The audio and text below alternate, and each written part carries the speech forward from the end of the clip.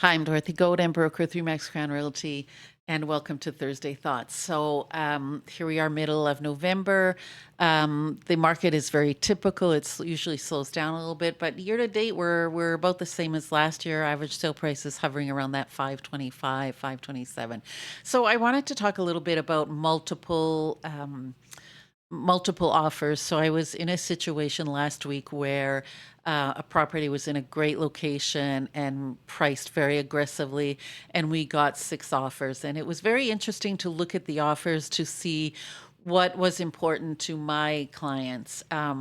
It's not always about price. Sometimes it's about terms. Sometimes it's about the closing date. So a really great buyer agent will call the selling agent and say, what closing date do your people want? What's important to your people? And of course, price and terms are very, very important.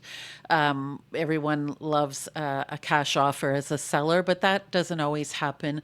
And so if you have conditions, you want to make sure that you tighten all your conditions. And, so if you have a financing condition, let's do 5 banking days as opposed to like 15 banking days. So try to make your terms and conditions pleasing to the seller. Deposit is a big deal. So we had a couple of deposits that were under 5,000, and that sort of red flag for my seller because it's just a weak deposit to be under 5,000 in the Sudbury market. It would have been helpful if the buyer agent had made a phone call and maybe explained why.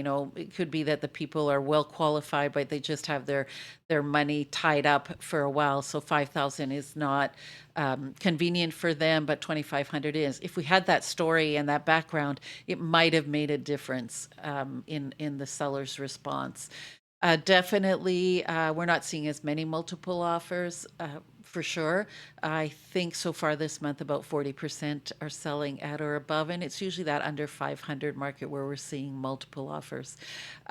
Definitely, communication between the two agents is very important. As I say, a good buyer agent will call and see what is important to the seller and try to make that offer and the terms as pleasing as they can to the seller. The one other thing I noticed is someone just sent me an email with an offer and didn't follow up with a text or a phone call saying, "I sent you an offer. Did you see it?" And just lucky, I was scrolling through my emails and saw that they had sent an offer. So, communication between the buyer agent and the selling agent is very, very important. So multiple offers are still happening. Often we're seeing not as many cash offers for sure. So we are seeing home inspection and financing clause.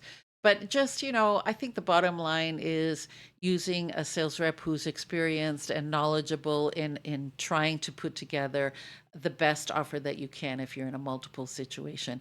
I hope you find that helpful. As always, you can reach me at Dorothy Godin at remax.net or 705-561-2360. Have a great week.